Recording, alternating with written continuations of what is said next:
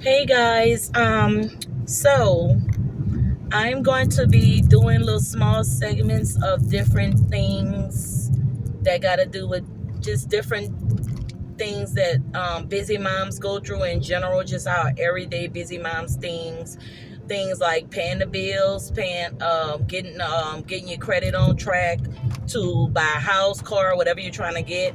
And my segment today is paying off your credit card. Now, this is just a small little video of showing you, just not showing you, but giving you an example of how I do it. And if that's something that you can, attach to or do it and works for you, do it. If not, that's fine. It's just something that I picked up that I've been telling people that I do, and they're like, oh, that's a good idea. And it works for me, but it may work for you, may not work for you. So I'm going to just let y'all know these little tips, and then hopefully it works. You can try it and it works for you. So I tried different ways to pay off my bills, pay off credit, do this, do that. So I tried different ways. Now, the one thing I have been consistent with when it comes down to paying my bills is writing it down. I write it down now.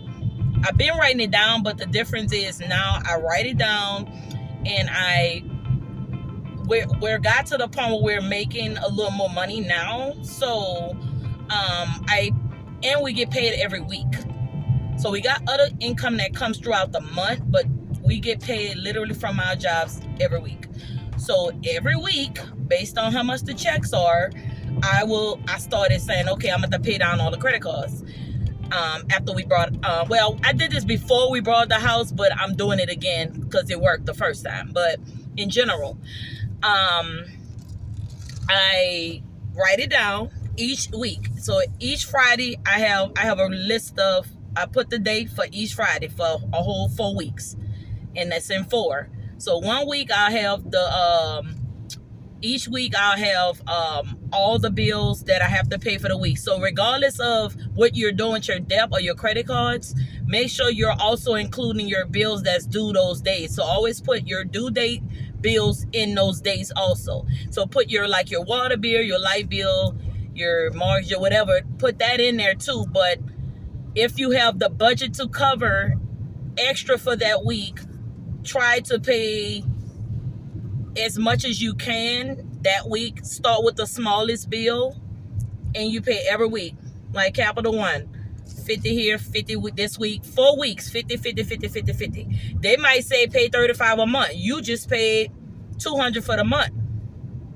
Depends on what you owe. If you owe 200, you didn't pay your whole credit card off in the whole month, and within that month, instead of paying $35. Now, instead of you paying an interest rate of that $200 for way more money, whatever percentage you have, like 19% or whatever, you didn't pay it off your credit card in 1 month because you paid 54 times is the $200 you owe. You're done.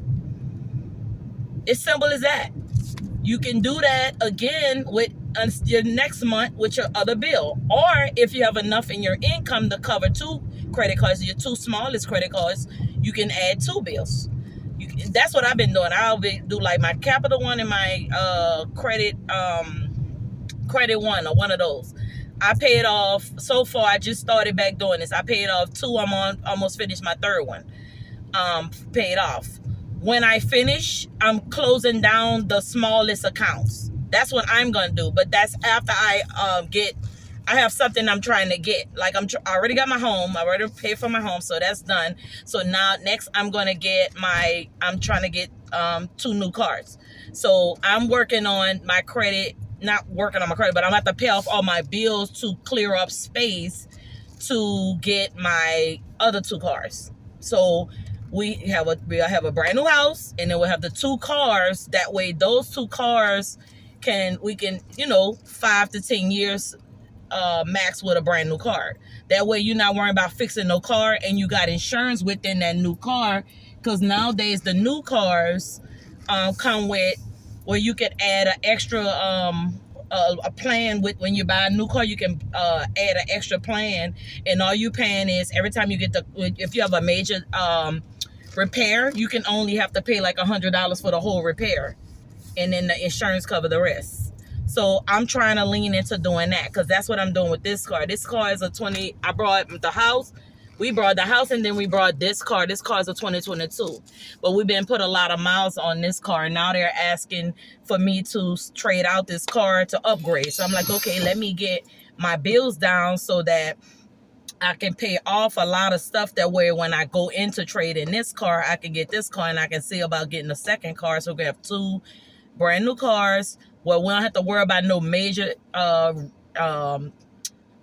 issues with the cars for the next 5 to 10 years, at least 5 years for sure. That way we ain't got to worry about anything happening in between. We only paying $100 for major repairs, and all you got to do is keep up with your insurance and your basic maintenance of the car, and that's it, and you're done. So that's all I have for today. That was a quick step to paying off your credit cards to make either big purchase or just to clear off your debt in general. See you next time.